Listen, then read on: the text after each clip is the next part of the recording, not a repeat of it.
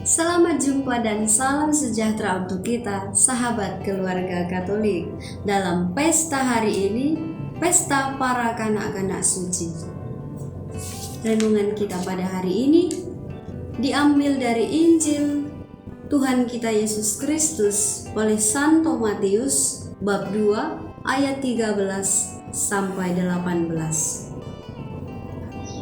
Setelah orang-orang Majus yang mengunjungi bayi Yesus di Betlehem itu pulang, nampaklah malaikat Tuhan kepada Yusuf dalam mimpi.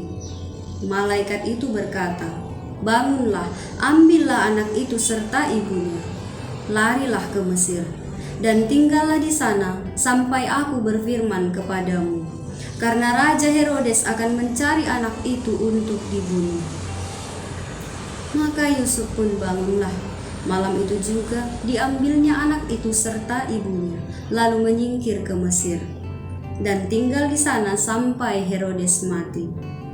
Hal itu terjadi supaya genaplah yang difirmankan Tuhan lewat nabinya, "Dari Mesir kupanggil anakku." Ketika Herodes tahu bahwa ia telah diperdayakan oleh orang-orang Majus itu, sangat marahlah ia. Lalu ia menyuruh membunuh semua anak di Betlehem dan sekitarnya, yaitu anak-anak yang berumur 2 tahun ke bawah, sesuai dengan waktu yang dapat diketahuinya dari orang-orang Majus itu. Dengan demikian, genaplah firman yang disampaikan oleh Nabi Yeremia. Terdengarlah suara di Rama, tangis dan ratap yang amat memilukan. Rahel menangisi anak-anaknya dan ia tidak mau dihibur, sebab mereka tidak ada lagi. Demikianlah Injil Tuhan. Saudara-saudari terkasih, sahabat keluarga Katolik, Injil yang baru kita dengarkan menggambarkan bagaimana kota Mesir merupakan suatu tempat pengasingan, tempat pelarian untuk orang-orang Yahudi pada zaman itu. Perutusan Yesus oleh Allah lewat perantaraan para nabinya yang mengatakan, "Dari Mesir kupanggil anakku," hendak mereview kita kembali untuk mengerti sejarah gereja. Gereja yang adalah jemaat perdana adalah orang-orang yang terlepas dari penindasan di Mesir. Itulah yang menjadi cikal bakal gereja. Dan dalam perjanjian baru, Kristus yang baru kita rayakan kelahirannya adalah kepala gereja itu sendiri. Pesta kanak-kanak Yesus, martir-martir kecil yang dalam kesuciannya dibunuh karena dendam Raja Herodes. Ketika mendengar bahwa Raja Damai yang dinanti-nantikan seluruh dunia itu telah lahir, maka semakin gentarlah ia, sebab ia takut kekuasaan dan pemerintahannya akan direbut oleh raja yang dinanti-nantikan itu. Maka dengan segala daya upaya dia berusaha untuk membunuh bayi Yesus. Dengan memperdaya 3 raja dari timur yang mencari Yesus, ia mengatakan, "Carilah, temukanlah raja yang baru dilahirkan itu.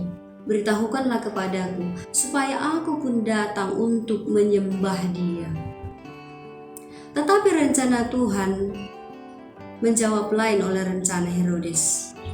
Ia menyuruh orang-orang Majus itu pulang tanpa bertemu dengan Raja Herodes.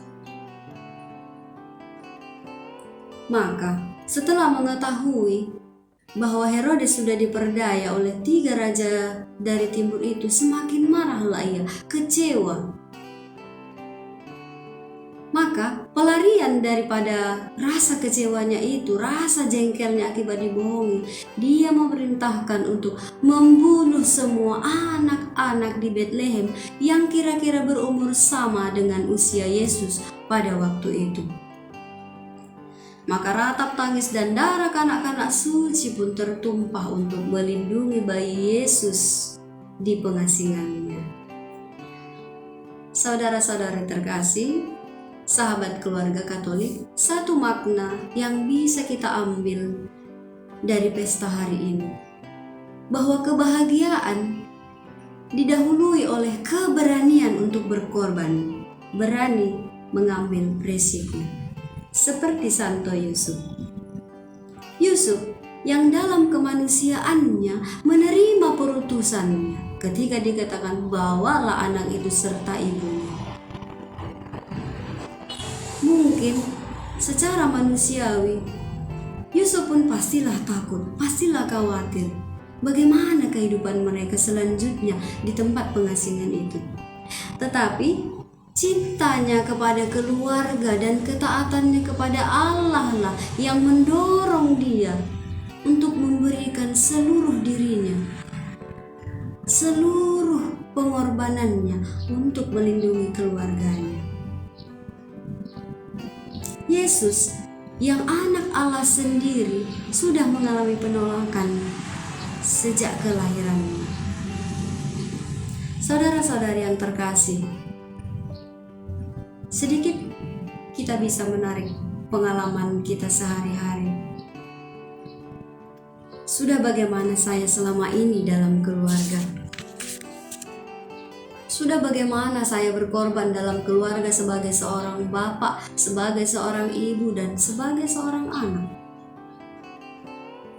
Apakah aku masih seperti Herodes yang karena pelarian emosiku, rasa kecewaku, seringkali aku berbuat salah dan menyakiti hati sesamaku, terutama dalam keluargaku? Apakah aku sebagai seorang anak sudah mampu menerima kenyataan keluargaku sesulit apapun itu? Apakah aku menuntut hal-hal yang kurang dalam keluargaku? Tetapi hendaklah kita menyadari bahwa situasi apapun yang dihadapkan kepada kita, itulah cara Tuhan untuk kita dapat bertumbuh dan berkembang tentunya dalam iman. Saudari-saudari yang terkasih, saya mengutip satu ungkapan orang bijak yang mengatakan bahwa kesulitan itu tidak ada.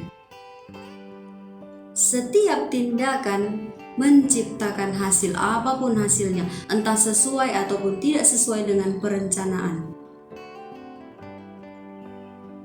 Sesulit apapun rencana-rencana kita, rencana-rencana keluarga kita, dalam karir kita, dalam studi kita, dan dalam komunitas tempat kita tinggal. Dengan iman, mari kita menemukan apa kehendak Allah di dalamnya. Termasuk situasi pandemi COVID yang belum berakhir. Tahun ini sudah akan berakhir, tetapi pandemi COVID siapa yang tahu akan berakhir kapan. Mari bertanya, apa yang dikehendaki Allah dalam situasi sulit sekarang ini? Jangan melakukan pelampiasan-pelampiasan kecil tanpa memikirkan resikonya.